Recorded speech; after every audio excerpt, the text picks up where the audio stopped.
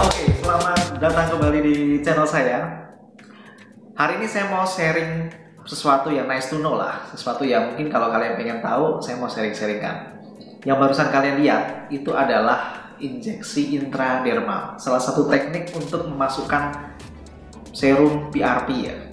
PRP itu platelet rich plasma. Itu suatu perawatan dengan menggunakan trombosit yang dikonsentrasikan jadi 2 kali lipat atau lebih, untuk kemudian bisa dimasukkan kemanapun ya, dimanapun, bisa di intradermal, bisa di subdermis ya, dimana saja lah dia punya growth factor yang sangat bagus sekali. Nah, kebetulan tadi yang saya kerjakan itu adalah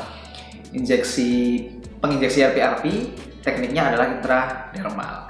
Kalau kalian lihat di situ ada bentukan apa ya, bentol-bentol semacam itu ya.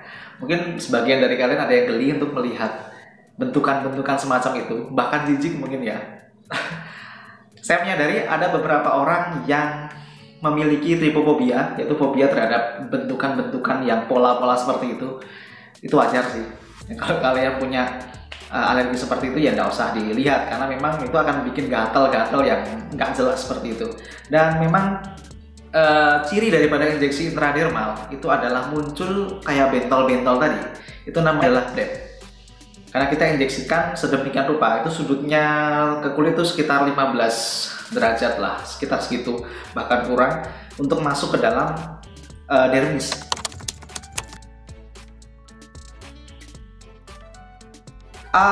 Untuk kapan atau butuhnya pemberian injeksi ini sebetulnya nggak ada pakemnya ya. Ini adalah salah satu teknik dari banyak macam teknik untuk pemberian serum apapun itu, termasuk PRP ya. Adapun kita mengacu pada pakem pemberian PRP, itu kita bisa mention banyak metode, banyak aplikator, dari yang sekedar roller ya, derma roller, terus kemudian menggunakan dermapen yang biasa sampai yang ada elektroforesisnya, juga kita juga bisa menggunakan injektor ya, sampai salah satunya adalah manual teknik. Ya, ini yang memang tadi ya saya peragakan di depan, yang kalian udah lihat itu adalah benar-benar handling manual dari dokter. Jadi hanya saya menggunakan spet langsung kepada pasien.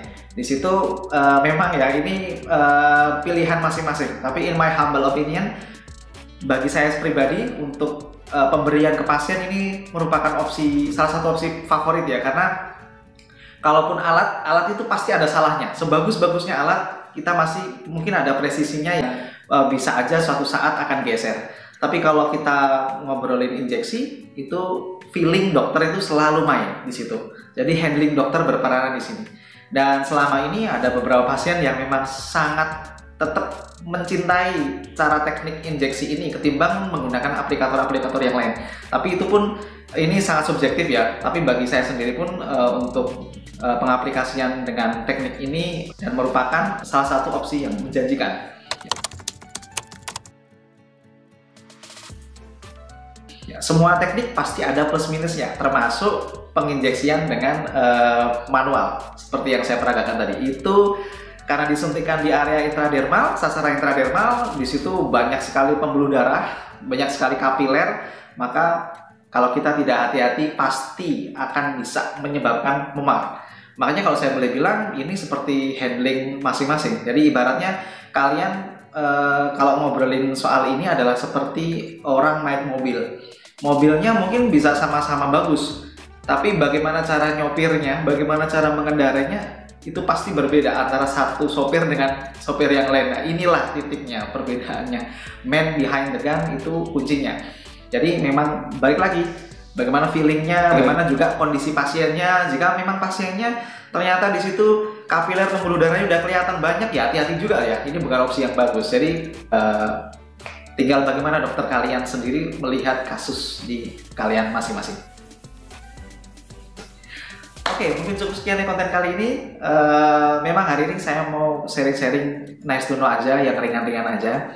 Saya titip pesan ya, karena memang beberapa pasien tuh melihat misalnya kayak PRP ini, modalitas PRP ini, mereka melihatnya hanya dari segi harga. Padahal namanya harga itu relatif, nomor satu itu. Yang kedua, itu tidak akan bisa sama. Opsi pemberian serum itu akan sangat luas sekali ya, pengaplikasian ke pasiennya, dan itu akan balik ke masing-masing dokter, masing-masing teknik dokternya. Bagaimana dia memberikan serum atau memasukkan serum itu kepada pasiennya.